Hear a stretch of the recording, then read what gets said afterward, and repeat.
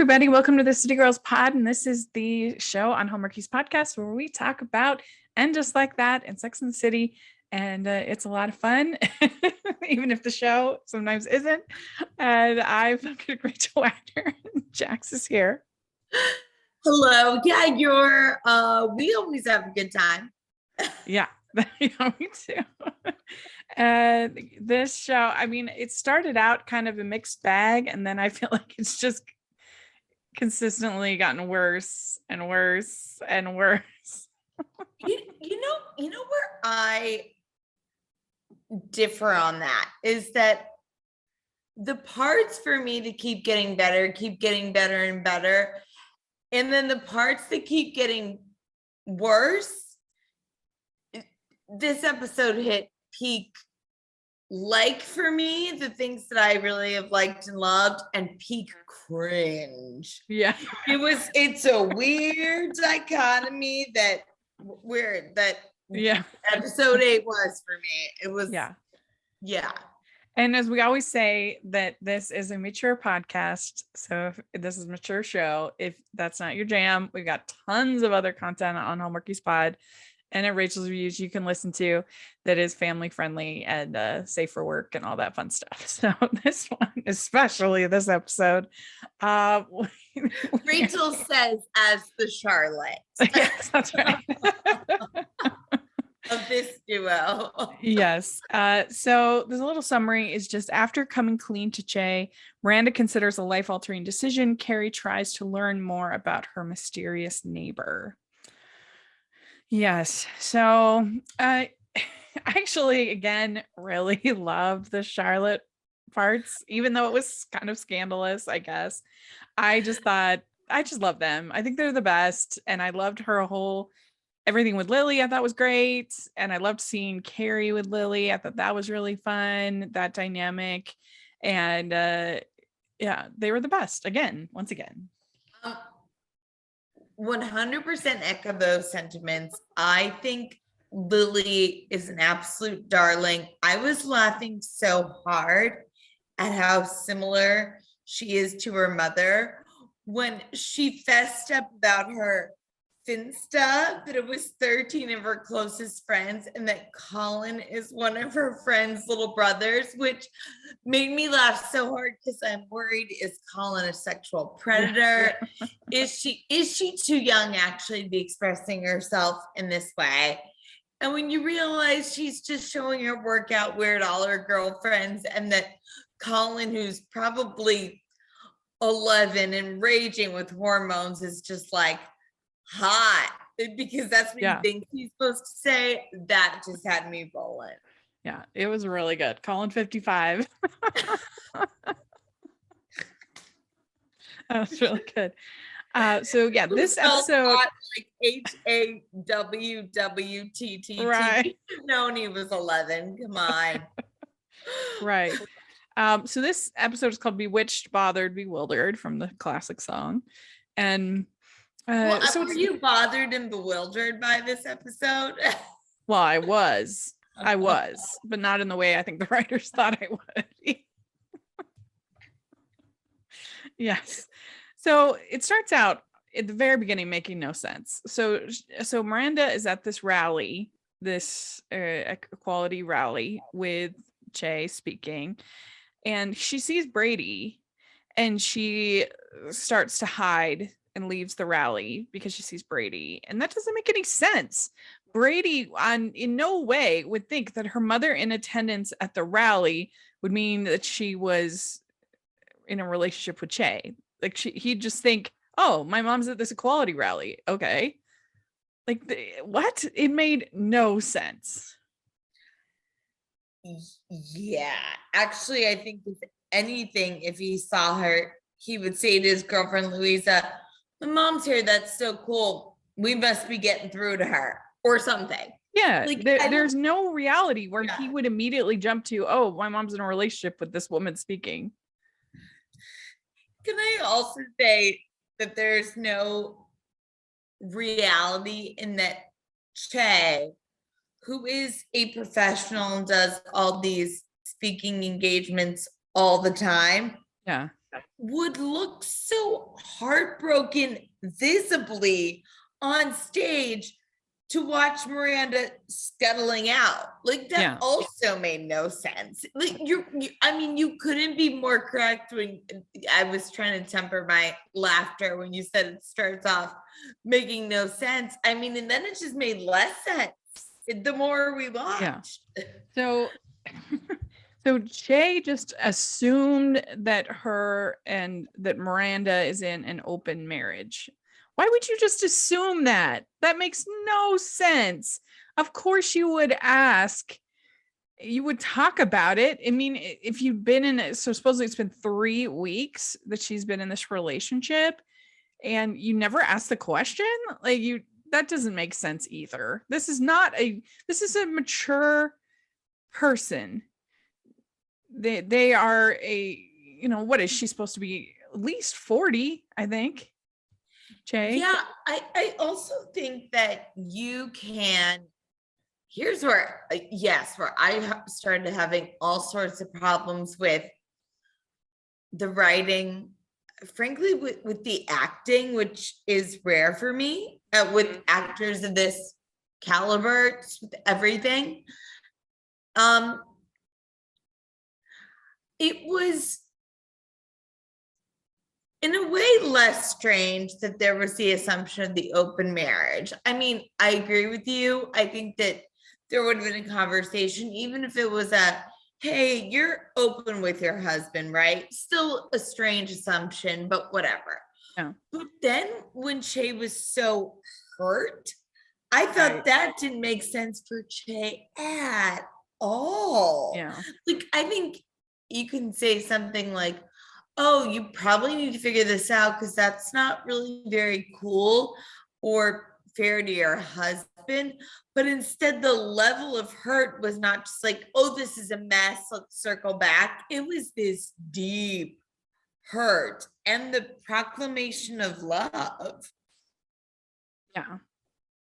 Yeah.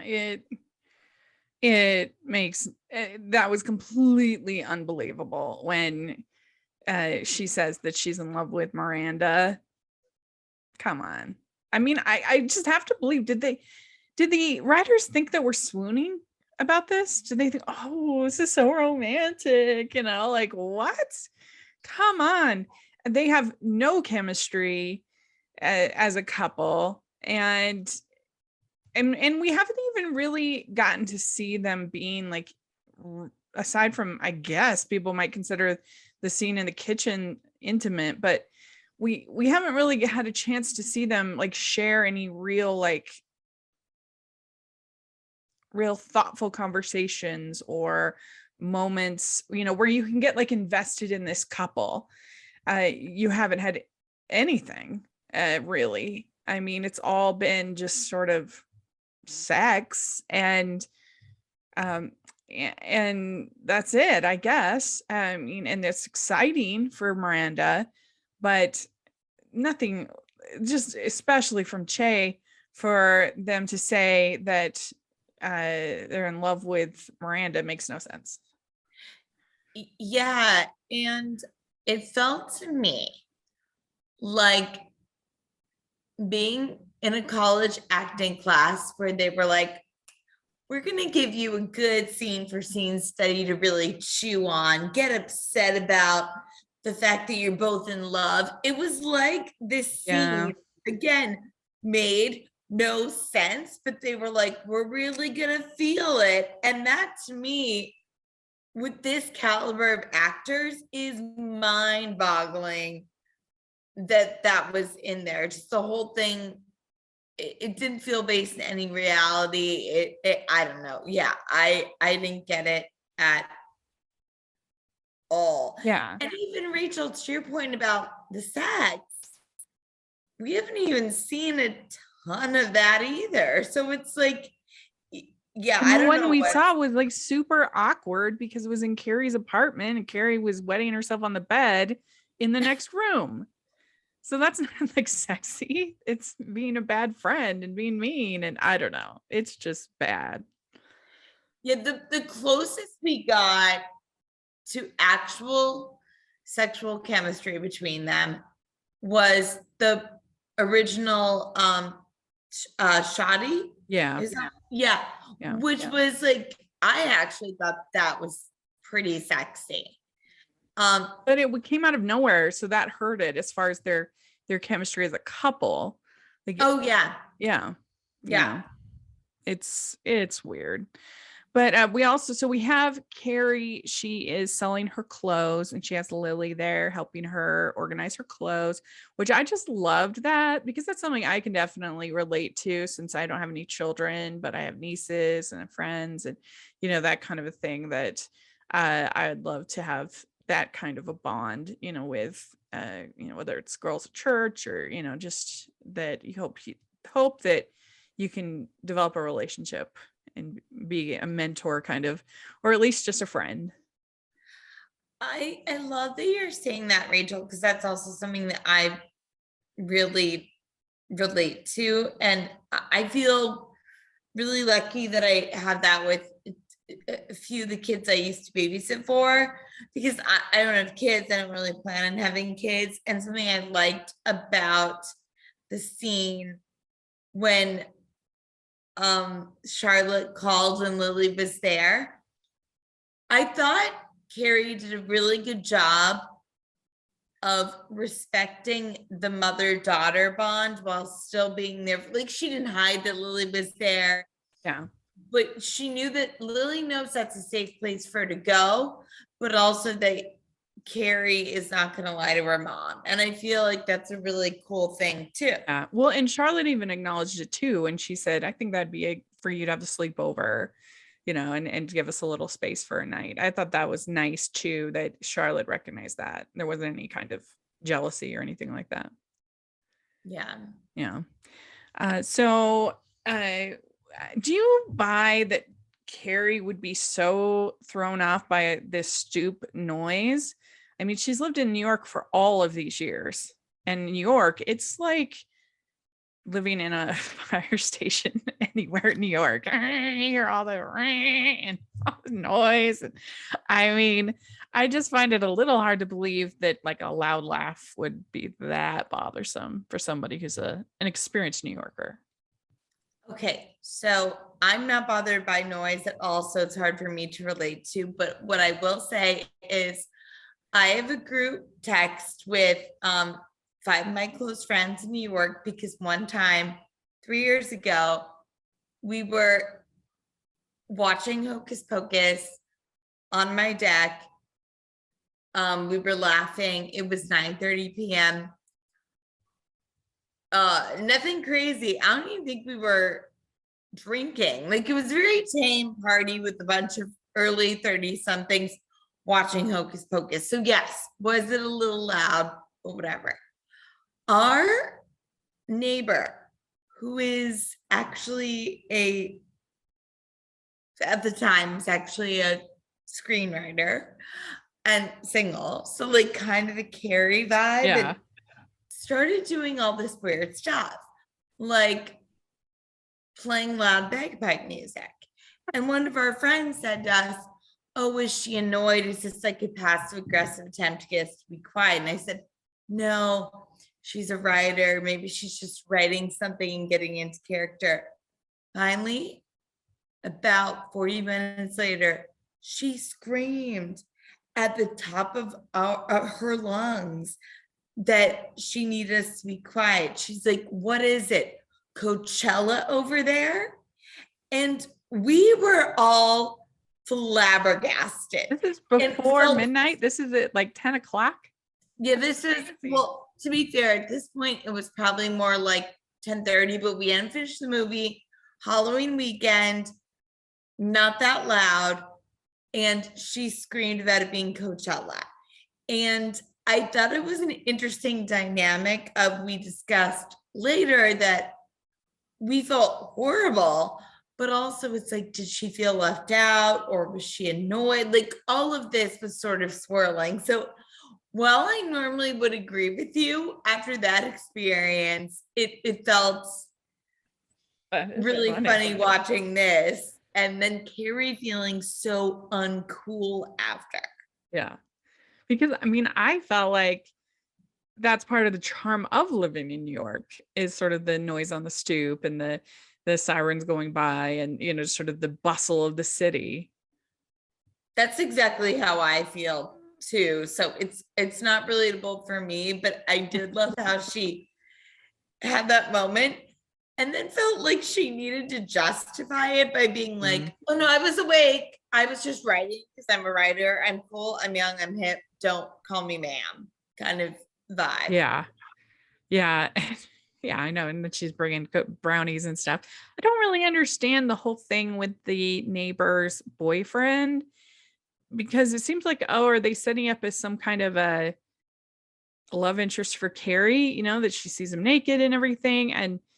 But then he's like beating, or they're fighting, or it seems like he's not a good guy. So I don't really understand what's going on there, what they're trying to do. Yeah, I am gonna say again, out of this duo here, I'm much more I'm the Carrie. So I don't want to sound too prudish. I didn't need to see that man's wee wee. I love seeing the female form on TV. Like I enjoy a bit of female nudity every now and then. I'm sorry, man. It felt jarring in the moment. I actually went, ooh. I mean, I'm well known that I enjoy a little spice, and sometimes I get frustrated that there's such a lack of intimacy in most of the things that we cover. It's like, oh my gosh, just kiss for goodness sakes. Like, I'm so tired of this. But it should feel, I don't know, if I'm going to see that, I feel like it should be sexy and I should be into it. It shouldn't feel just like random and like, what? Then it does nothing for me. And I don't know. I just feel like if there's going to be some kind of relationship, then then why is he being portrayed as this jerk? And I don't know. I just felt like, why was that there? It made no sense to the story, I felt like. You know what I sort of wrote it off as later was that it was just a way for Carrie and her downstairs neighbor to have this bond, which we didn't need to see his, winking Willie otherwise. I mean, I do want to be clear though. This man, I thought it was sexy getting to see the rest of his body. Just we should, if you're listening, should we have a comments for what we should winky Willie? What should be our euphemism? Yes. But anyway, I just felt like, let us know what we should call it going forward. Yeah, if they are going to do some kind of relationship with Carrie and this guy, then it seems like a weird thing to make him so mean and unlikable. So I guess they're not. So it was just kind of to make Carrie feel old, which we've done plenty of this season. I mean, good grief. So I like that you're like, enough. Justice for Carrie, please. Give us justice. So she starts out with a blue skirt and then this white long sleeve top that says I Love Central on it, which was pretty fun. Yeah. And then she's wearing like this gray kind of house dress. I don't know what else you'd call it, with that white shirt underneath. She calls the podcast guy for advice about the neighbors. That was a kind of a funny scene, I thought. And he's got his girlfriend Smoke there, who's a clothes designer. I like that Carrie is so wildly surprised by the fact that Jackie has a girlfriend. Yeah. It's like, yeah, he's got a whole life going, I think. Right? Well, we already know he had like a relationship with Ali Stroker. Yes. That's definitely. So it would have been kind of funny if she had called Anthony then, I feel like. That he would have been funny, given some funny advice. Yeah, and it would have been a great way to make him be a part of this episode, which I thought he could have Yeah. been a fun addition with. Also, even with Charlotte, he could have been fun in this. Ho, ho, ho. We'd like to take a second and thank our sponsor for this episode of the podcast. It's the Hallmarkies Patreon. Do you love Hallmarkies podcasts, especially at Christmas? Do you enjoy the holiday previews, recaps, interviews, and bonus episodes? If the answer is yes, please consider supporting the Hallmarkies Patreon. We need your help to do what we do both during the Christmas season and all year round. But not only do you help a podcast led by strong, independent women by becoming a Patreon, you get to become a part of the Hallmarkies family. Starting at only $2 a month as a patron, you will have access to our Facebook Patreon group where we talk about the movies, shows, and more all year. We also have many monthly patron watch-alongs with guests like Lacey Chabert, Natalie Hall, Paul Campbell, Mary Lou Henner, and more, giving their behind-the-scenes details of their films. As a patron, you also have the chance to provide input into the podcast and even join us at different tiers. So this Christmas season, spread some cheer to the Hallmarkies Patreon and become a member today. You won't regret it. Go to patreon.com/Hallmarkies to learn more. That's patreon.com/Hallmarkies. So Charlotte gives Harry an exercise ring to track his exercise. I mean, and it makes sense because, I mean, Biggs just died of a heart attack. Of course, she's going to be especially worried about Harry. And so then he makes her like propose, and then he's wants her to give him a BJ, as I guess we'll call it that. Is that fair? Yeah. And I love we can call spade a spade. Just like Charlotte does call. I mean, she calls Harry's penis a penis. There's no visibility there. So I mean, well, hopefully we won't get demonetized for that. Yeah. But anyway, and so then Lily steps in and sees, and of course Charlotte is horrified, as you would be. I can't think of anybody that would just be like, oh, I'm so glad that my child I don't know. And and so then she's concerned. She decides to have a lunch with Lily where they talk about sex and what was going on. And I really liked Charlotte has this purple shirt and this black flower skirt when she talks to Lily. I think almost every single one of Charlotte's outfits have had some kind of flowers of some kind on them. Almost. Yeah, I thought Charlotte looked darling in the scene, and I thought Lily looked adorable in her little like polo shirt type outfit, and they're both just that was cute, darling in this. And so Charlotte finds out that Lily has this Fitstagram account where she's in flirty fitness wear, and she has a comment from Colin55, and of course Charlotte is horrified. And I think that she's right to be concerned because there is just so much toxicity, especially for young girls, that I think any parent would be concerned. But it was a pretty funny scene. And it was interesting.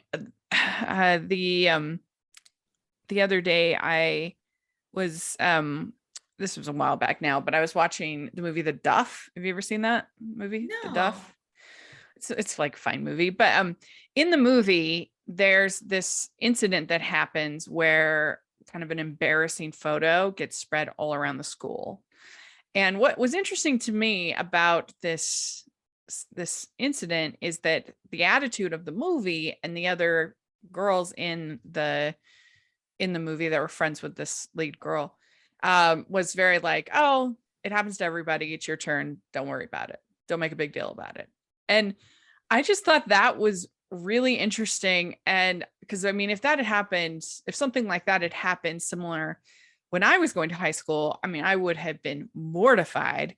And so I talked to my sister, who's 18 years younger than me, about it. And I was like, is that kind of the attitude of like, oh, it happens to everybody, no big deal, and she was like, yeah, kind of, it's basically what it's like. And Wait, it's interesting. Yeah, that's what she said. Yeah. So I don't know. I mean, I think it's just such a different world now. with that kind of thing, like the social dynamics are so different than when I was going to high school. I mean, I feel like I'm a million years old, but it's true. I mean, yeah. Well, I think that what is different too, and this is the rapid way at which technology has changed.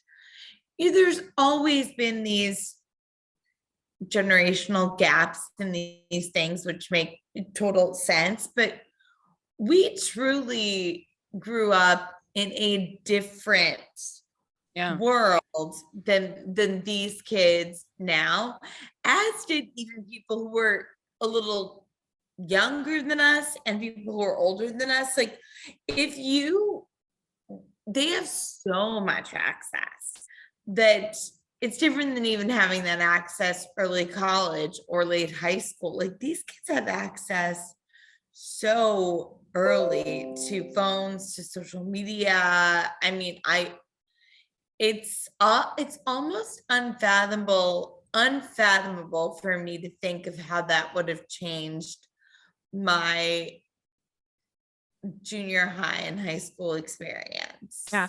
Well, and I read something the other day that that there were more like suicides and more problems today than ever before, because if you think about it, kids today have to deal with every single moment of their life being photographed. It had never occurred to me like in that way that yeah, you could have something embarrassing happen to you, and now it's not just that it's something embarrassing, but it literally the whole world's going to see it in minutes. And I mean, I remember my best friend in high school, one time she walked through the senior hallway with her skirt tucked into her backpack. And, and it was obviously really embarrassing and, horrible.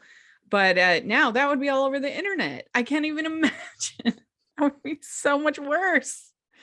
Well, I mean, you say that, and obviously it's so cringe, and I can feel for her, but like Yeah. you said, it's something that she can maybe tell now and laugh at it, rather than it being something that, yes, horrible at the time, but that's something that if it happened now, I could see it really being Yeah. extremely TikTok. triggering for years. Yeah. You It would know? be on Yeah. like TikTok. Mhm. And I just, I don't know. It's rough. But then again, like I said, I was telling you about my sister, that I think you also, just as a survival mode, you just are less sensitive to things like that now. Like, it's just sort of like, oh, it's your turn, I guess. I don't know. It's tough. It's challenging to be a teen these days. That's for sure. And I guess you're right that they just adapt, because if it does happen to everyone, then it gets less weight when it Yeah. happens. Yeah. Yeah. Man, I don't envy that. I liked being a young adult with social media and being able to keep in touch with camp friends and friends who in our like parents' generation, they couldn't stay in touch with. Yeah. I enjoyed that, but I feel like we actually got really lucky when we were growing up, that it was right as we were coming into adulthood that we got that stuff. And I feel like Yeah. I mean, I I like didn't being get that. I didn't get my first cell phone until 2000. That was when I got my first cell phone, when I was at college.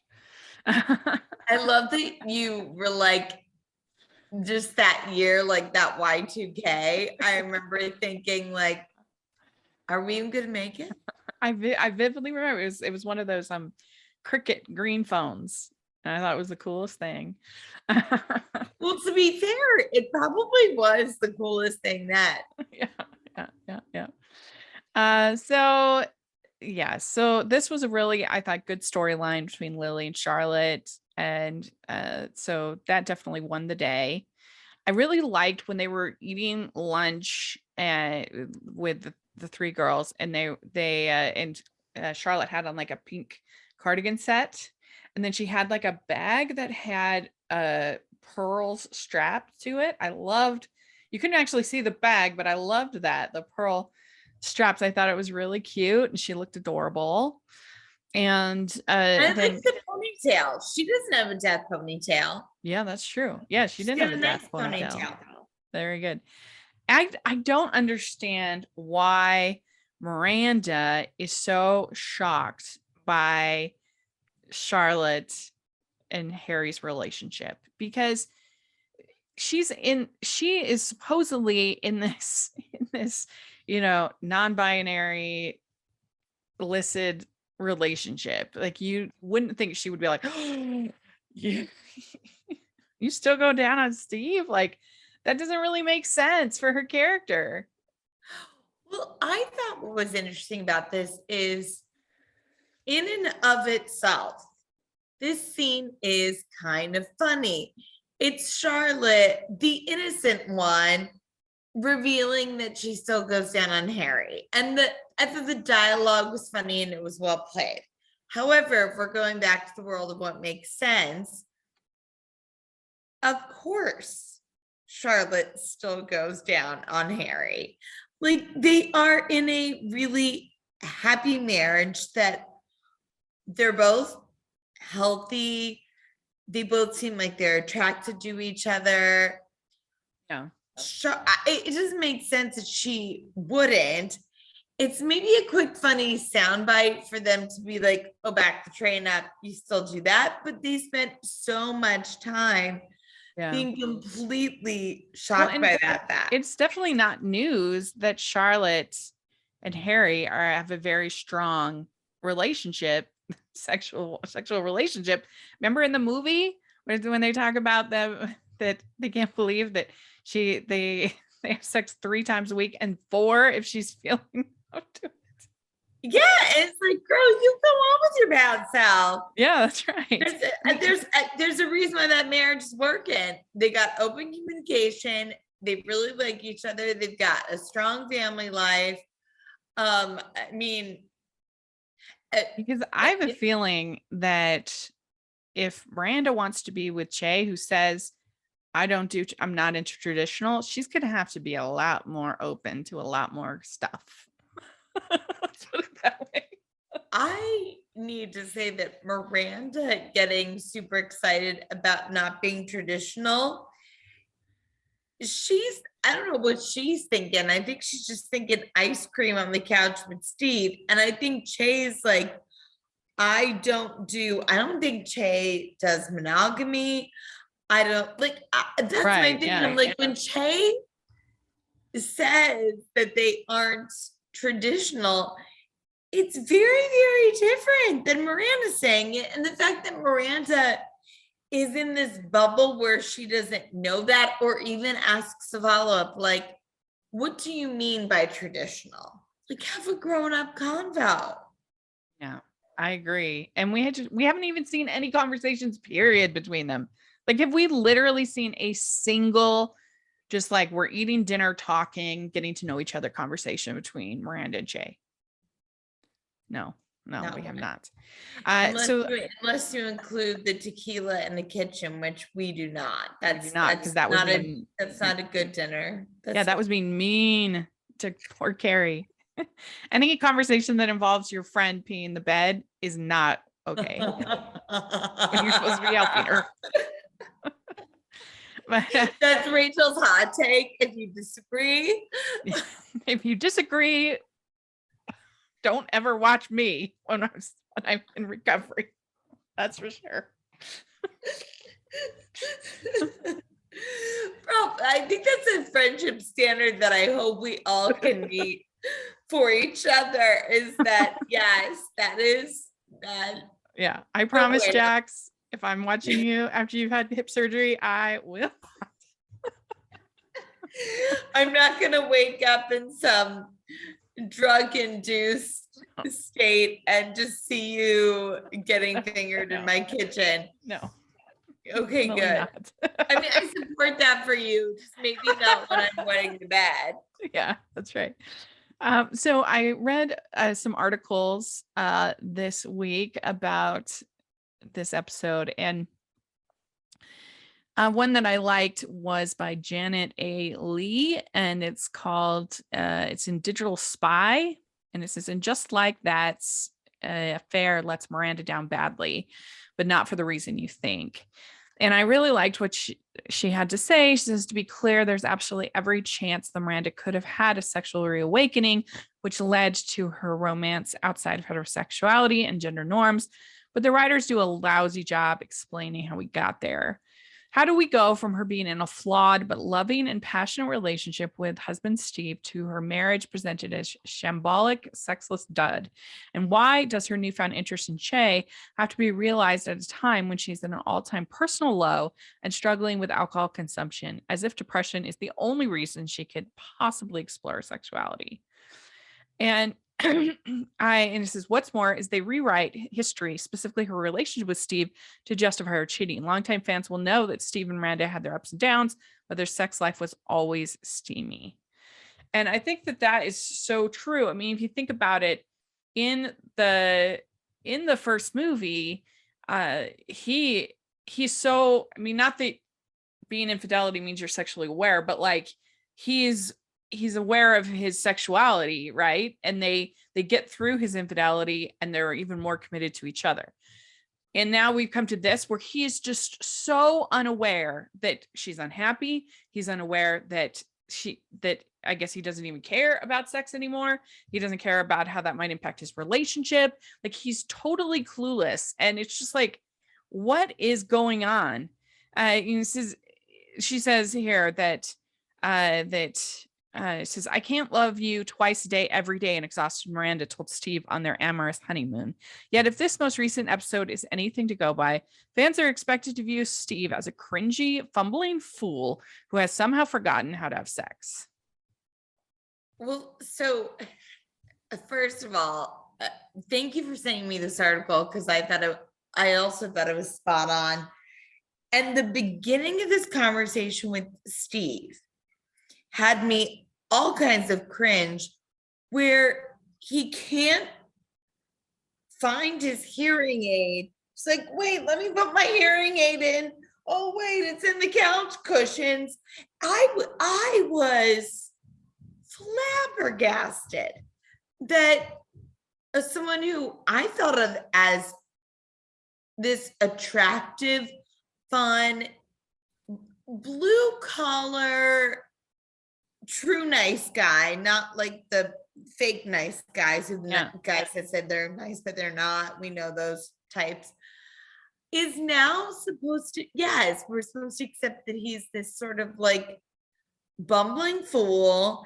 And when he says it actually is revisionary history, where he's saying, I've always rallied for us. It's like, not saying that's not true, but they're not bringing up his infidelity.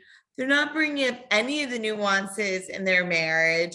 He says he's okay with this boring life and that he wants her to be happy. And then all of a sudden Miranda's in a taxi saying, I feel like I'm in a rom-com. Again, making no sense. Making no sense. Like there's just no human being in the world that, like, supposedly they've gone 10 years without having sex. Like that's just not normal, to be living like nuns in a marriage. Like what? And I mean, I guess if that were to happen and somebody were to be like impotent, let's say, right? You would know about it and you would be having a conversation about it and you'd be aware of it. Like the idea that he is just so oblivious to her, to his own happiness, to their relationship, like it just doesn't make sense. There's no human being that would be like, oh, I haven't had sex in 10 years. That's normal. What? Well, and you know what? Like, I feel like part of this 10 episode order of just like that makes everything feel so rushed, because I feel like what could have been believable here, to your point, is Steve saying, I gotta tell you something. I've actually been having an affair for the last 2 years. Yeah. And then he's saying, like, but Miranda, let's think about this. Like, you know, we kind of have a good thing going. I like hanging with you and talking about Brady. We're buddies. We love each other. Do we want to maybe, I don't know, open this up, give it a try? Are you sure you want to get a divorce? Like, actually have a real conversation. I'm not saying that's the way to go either. I'm just saying there were so many ways to go, but instead we got the very rushed, not rooted in reality. Go and find your bliss. I want you to be happy. I've always been a dud who didn't care about sex. I'm just going to sit here for the rest of my life watching things on TV without my hearing aid and eating ice cream out of my bowl. Like again. Yeah. Yeah. Not He's like, that's married life, Miranda. And I'm like, no, it's not. And this would have been a perfect time for her to be like, well, let's talk about Harry and Charlotte. Yes. I mean, just to show like a contrast, be like, no, that's not the way married life is. And it wasn't their married life for a long time. So that doesn't make sense. And I don't know. They just, if I was David Eigenberg, I would be so furious of what they've done to his legacy character. Like they have just made him a joke. Spot on. And I actually felt that in that moment where he was looking for the hearing aid, I thought, and as you really, chef's kiss, perfectly put, it is a legacy character. And now what are they doing? He's searching in the couch cushions for his hearing aid. And yeah. And in this article, it quotes Julie Rotenberg, who's the executive producer, and she says, Miranda's journey is representing another reality out there, which a lot of people go through the reevaluations and transitions in life. Grown couples grow apart and people come to epiphanies about what their spouse is or isn't fulfilling for them. I agree with that. Yeah. Yes, of course, people go through transitions, but it has to be presented in a semi-believable way, especially when you're dealing with characters that we know and love and are invested in their relationship. So you've taken a character that we like and you've just made him completely oblivious to the point where it's just like no human being would behave that way. Well, and that's an interesting point that she said that, because you know what that does?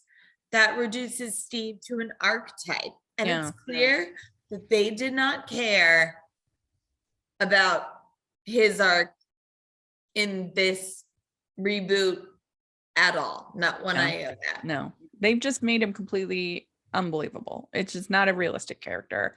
And Harry's great. Like Harry's having fun. It's not like he's getting a ton of character development, but he's getting to be himself and deal with some real things. Right. And nope. I agree. And in the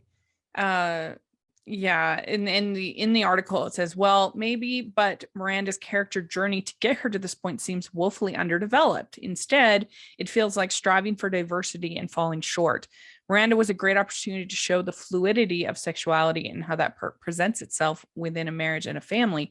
Unfortunately, we end up with a sad, lost woman being given a midlife crisis to validate the need to explore her sexuality. And yeah, she seems very like naive and clueless and just sad. And that was no way that I would have ever described Miranda before. She was definitely like the strongest, the most opinionated, maybe except for Samantha, of the group. Yeah. And I never would have described her as naive. No. And I think that her sexual awakening could have been a beautiful, interesting, complex, funny, difficult thing in the very capable hands of Cynthia Nixon, who is both a star of the stage and screen. Not sure why. I'm not sure why they didn't just give them actual conflict.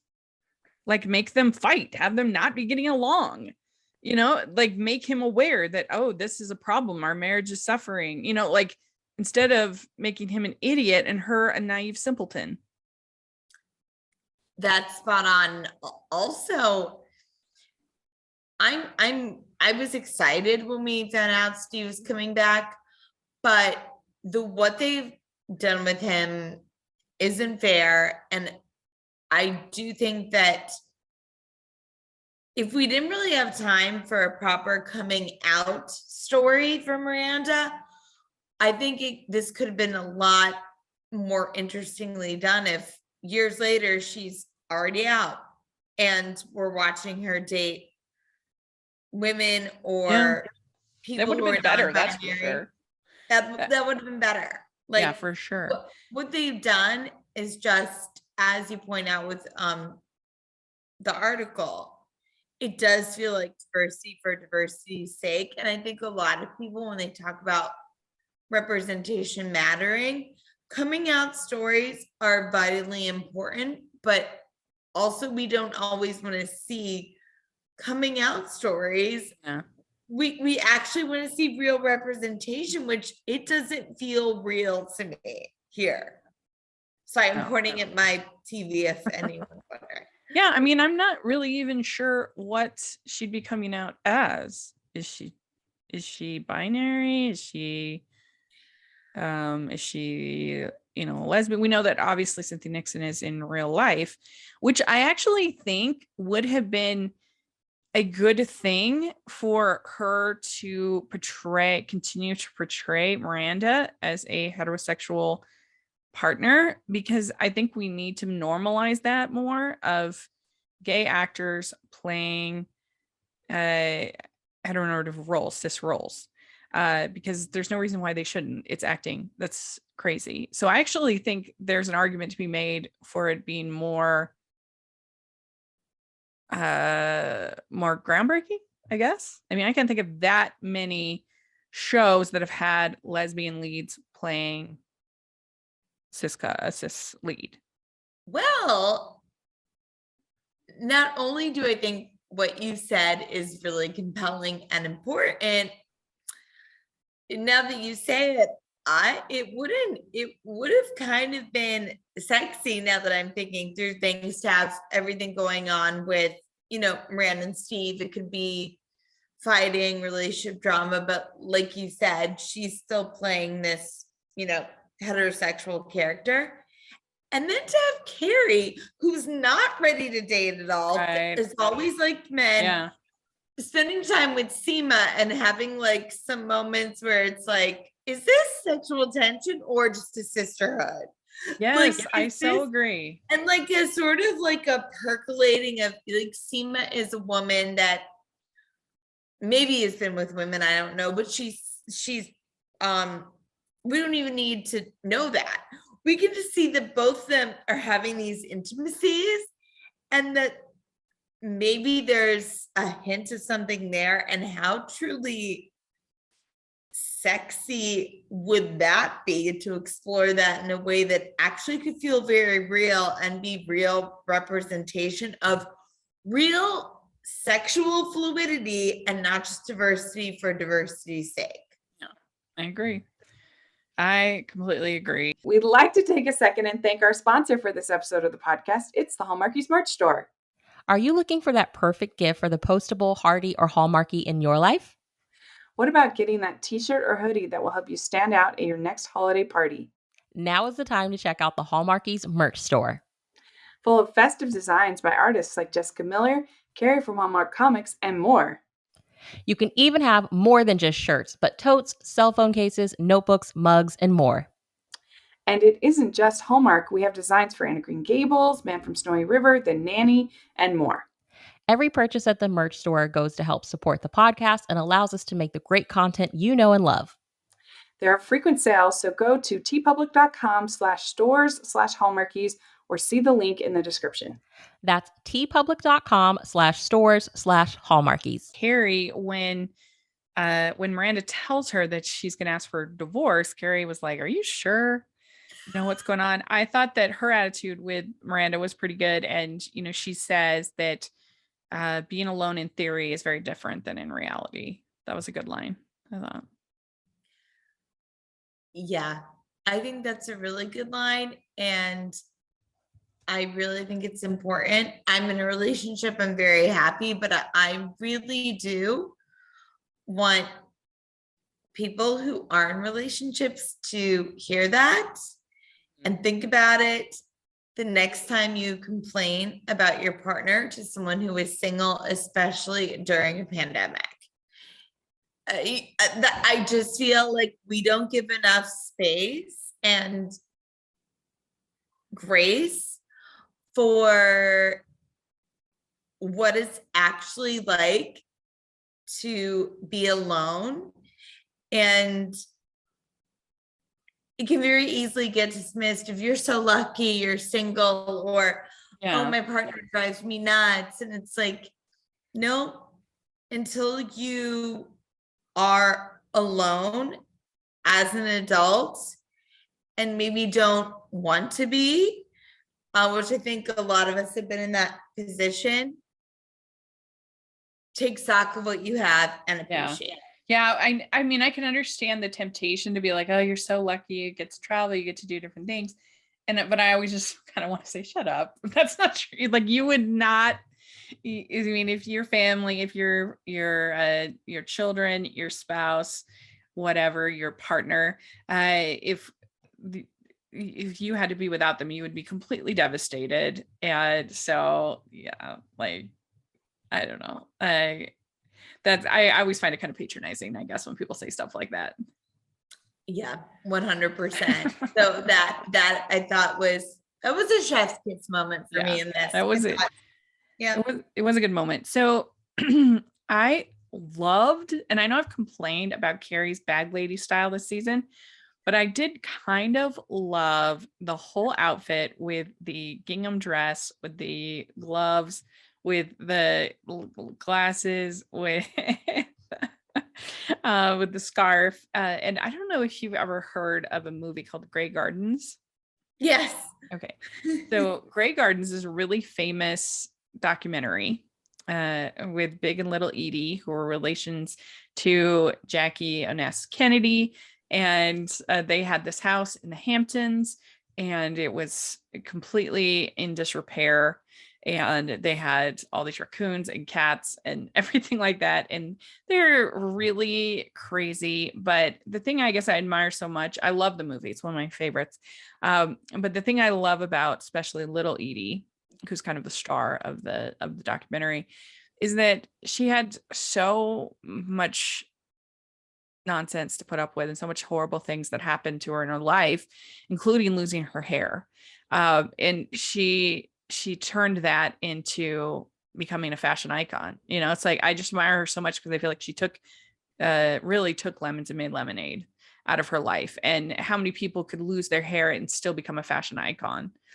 And so that's what I love about her. And I love the movie.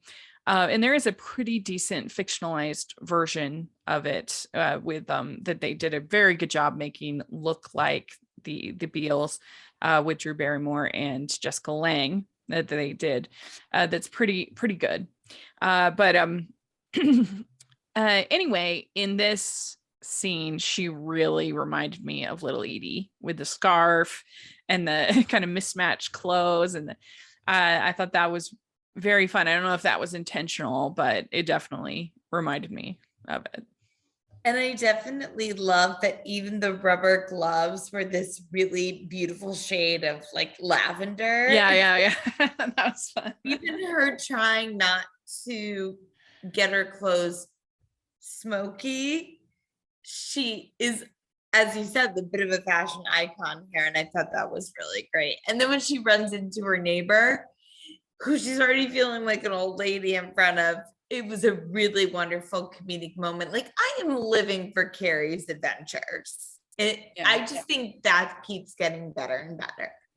Yeah, this was, I said last time that I needed Carrie to have a win. And this wasn't really like a win episode, but it was definitely a more fun episode for her. And I hope that we kind of, in our final 2 episodes, we get like a real win for Carrie.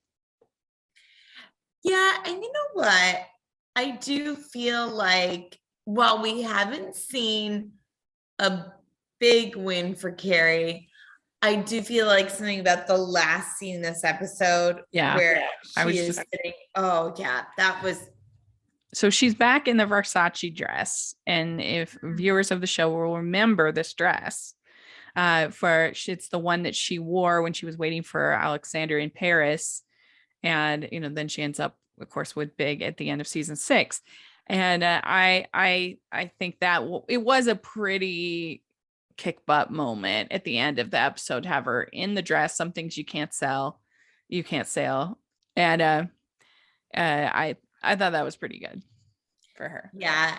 And the way it's just that the dress is draped all over and she's just living her life. And I think that looking at this now, as much as I think in the first episode it was like, oh, I can't believe that they killed off Big, getting to see these moments with Carrie, I think they did right by that. Like, it took an adjustment, a quick adjustment, but now getting to see Sarah Jessica Parker shine like this and see these things for Carrie, even the difficult losses, I'm still really here for her story. And definitely for Charlotte, who, bless her, Lily still thought that she was making sure that Harry didn't have cancer in his penis. Like, they're still... Yeah, that was cute. That was cute. That was really cute. I liked that too. And obviously, what I was doing with Daddy, and she's like, yes, he doesn't have cancer, right? And Charlotte decides, I'm just gonna forget about all my childhood woes of wanting to be a more open mom, and I'm just gonna be happy that you don't know this stuff yet. yeah. I mean, it's probably Lily's too young probably for this. I guess she's 15, but you could even have used it as an opportunity to be like, something will not get you pregnant. You're like, I mean, actually, I think you're number one correct in that. And I actually don't think she's too young to let her know that, like, hey, this is safe for her if you want. Yeah. Wonderful teachable moment. I think so. Wonderful. Yeah. I did also like Charlotte's outfit in that one with the like blue pants with the pink and white. It was like a ski sweater kind of. Yeah. That was cute. The pink and white, sorry, pink and white. I thought that was good. And then Charlotte says, I'm surprised you feel so comfortable expressing yourself. But I think that's just the way this generation is. You have to, if you're going to survive. You just have to be comfortable expressing yourself. Yeah, and she really is only showing 13 of her friends. Like, yeah. I think that Carrie, when she it's just workout wear. It's just workout wear. And when Carrie said, which I thought this was a great moment, when she said, she's been helping me stock all of my clothes. Maybe she's just feeling herself. And when you realize that she's really just showing it to all of her female peers, and like you said, Colin 55, I feel better about where we're at. Like, she's just coming into herself. Yeah, we're Team Lily all the way. Yeah. Everybody at the I forget Harry's last name, but everybody at the Charlotte and Harry household, we're team them. Team Rock. Yes. Rock, Lily, Charlotte, Harry. I watched a spinoff that's just you guys where Carrie comes over to hang out with Seema. Yeah. Like, I'd even say everything with Rock has been way better than anything involving Shay in as far as dealing with like non-binary trans kind of a identity struggle. I just think that's been way more interesting and way better executed.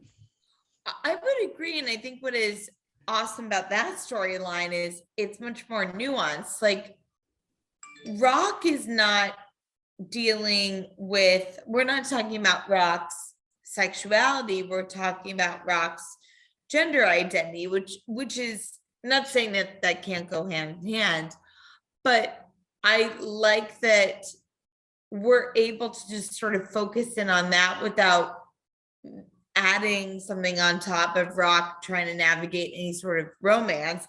And I also think it's interesting because we're seeing how the teachers at Rock's school are fully supporting their transition. and are so on top of it because they work with kids all the time who go through this. And then there's the gap between the teachers and the parents. Like, these are all really interesting things. And Anthony's reaction, like, I think all of that is going down so well and is so interesting and relatable. And then you got the other mess. The other mess. Before we go, I have to say another really weird product placement I felt like for the Fat Witch. You know, like it was almost like it was an embarrassment. It was like, oh, that is sugar, that is fat. And we didn't get any like kind of glorified image of like a brownie with like, oh, you know what I mean? Like, you're like, oh, I'm going to call and order one of these right away. I'm going to go online. It was like another really, this show has had the most awkward product placements of any show I've ever seen. And we started out with, of course, the Peloton nightmare, but now we're like, Fat Witch. I mean, poor Fat Witch. What did they do to deserve to be treated this way? I don't know. I completely agree. And I'm more into savory food, but when I like sweets, I really like sweets, and brownies are one of my favorites, and blondies are so good too. So the fact that the dude answered is like, we don't eat sugar, and the whole thing of it, and we don't even get to see Steve have his brownie. Right. And I mean, I would have liked some beautiful blondies coverage, you know, roll that, you know, like the beans ad, roll that beautiful beans footage. I would have liked to see, beautiful blondies footage. Delivering for us. They're not meeting our needs in this regard. Please. I mean, come on. I want a blondie right now though. So that is, but because we didn't get to see it, it did sort of leave me thinking, are these blondies dry? Yeah. Why aren't they showing them? They're overpriced, apparently. The whole thing. Yeah, they did. They talked about it's overpriced. I don't know. It was a weird product spot. I just feel like this has been a continuing trend with the salon pass, strange thing in there. Then we also, yeah, the Peloton is like infinitely terrible, hilarious. So yeah, if you're watching from Fat Witch, we can sponsor you much better on the podcast. We'd be happy to. We will eat your decadent brownies and blondies all day long. Yeah. We've done Baked by Melissa. We've done HelloFresh. We can do. Oh, actually, Baked by Melissa is so good. And so is HelloFresh. So come on. Like, I imagine people being excited, like, oh yay, it's gonna be in Sex and the City, and they're like, well, what are they gonna do with it? Let's figure this out. It's like, it doesn't matter, it's gonna be great, everyone's gonna love it, everyone's gonna watch it. And then all these companies watching it being like, oh no, yeah, justice for Fat Witch, I think. So there we go. Well, yeah, this episode, and I just, don't you just feel like this next episode, I mean, they said a little bit in the preview, but I just feel like I kind of wonder if Miranda's going to go to, I think it was Cleveland, and surprise Che, who's performing there. I think she's going to get there and see Che with another partner and then be outraged, and Che will be like, this is what I told you I literally am. I'm open, I'm not traditional. I feel like that's what's coming, and I don't know, that would just be super lame. Yeah, and it's almost like, oh no, I don't have time for this. I want more Carrie having all of her adventures. I want more Seema. I want more Rock. I want more Anthony. I want more Charlotte. I want more. Honestly, it's weird because if they don't do that, I will be annoyed. If like she gets to Cleveland and Che's like, I love you, thanks for coming, I'll be like, what? And so it's like, even though I said it, I think it would be lame, it's the natural ending for this relationship. It's the only thing that makes sense. If she gets there and all of a sudden Che wants traditional and wants this relationship with Miranda and is in love with her, that doesn't make sense for her character. And so it would be very frustrating. And so at the same time that I said I think it'd be lame, it's also absolutely essential. And if they don't do it, I will be very annoyed. That is so film critic Rachel Wagner, but in the best way, because I love it. Like that's it. Like you hit it on the head. They brought us to a point where that's all that they can do that will make sense. Yet it's not what anyone wants. But we're between a pun intended rock and a hard place here. Yeah. Rock, I love you. But there's nowhere, there's only a few places for us to go. Yeah, exactly. So but we'll see. Carrie will get a win. Maybe Carrie will get a win. Let's hope. So we're actually not going to have an episode next week. We're going to wait and recap both of the final episodes and the season of the show together. And we're hoping, we think that we're going to have our friend Jen Kirkman on with us. So that's part of our plan. I hope everything works out, but it should be pretty fun. And make sure you're following us at City Girls Pod on Twitter. We're trying to retweet and anything interesting that we see about the show, we try to put on there. So make sure you check that out. And Jax, where can people find you? At Jacqueline C Tweets on Twitter and Jacqueline Collier on Instagram. And happy early birthday to you, Rachel. I hope that Fat Witch sends you some blondies. Very well deserved. Regular brownies. If anyone's sending me Fat Witch, regular brownies, not blondies. Oh, you and the regular brownie. Regular. Yeah. Okay. Yeah. Preferably with some kind of like peanut butter involved or mint. Oh my gosh. Mint. I didn't even know they did all the okay. I don't even know if they do, but I'm just saying. I think they do. I don't know. I'm not up on my Fat Witch. Me either, but I think that, or anyone else who's listening, that all sounds great. Yeah. And my favorite cake is yellow cake with chocolate frosting, for the record. Really? Yes. That's what I always had growing up too. Yeah, because chocolate, too much chocolate. So you want the mixture. You get the creaminess kind of the yellow cake with the chocolate frosting. It's delicious. It's the perfect cake combination. No, I want that. I know, so. Well, yes, my birthday is on Sunday, so thank you very much in advance for all of that. And you can find me at Rachel's Reviews, all of our social media, iTunes, YouTube, and on Rotten Tomatoes. Take a look at that. I'm going to be covering the Sundance Film Festival, which starts today as of the recording. So every day I will have a log on my blog about all that I've been watching. So you want to make sure that you check that out. This will be the sixth year I've covered Sundance Film Festival. So much fun. I love it. And make sure you're following the podcast at Hallmarkies Pod and Hallmarkies Podcast, all of our social media. And if you are listening on iTunes, please leave your ratings, reviews, especially with this kind of new show. We would love that feedback, 5 stars. And if you are watching on YouTube, please give this video a thumbs up and subscribe to the channel. We appreciate that so much. We also have our Patreon group and merch store, which we would love that support. We got lots of fun designs over there. And thanks so much, everybody. And we'll talk to y'all later. Bye, everyone. Bye.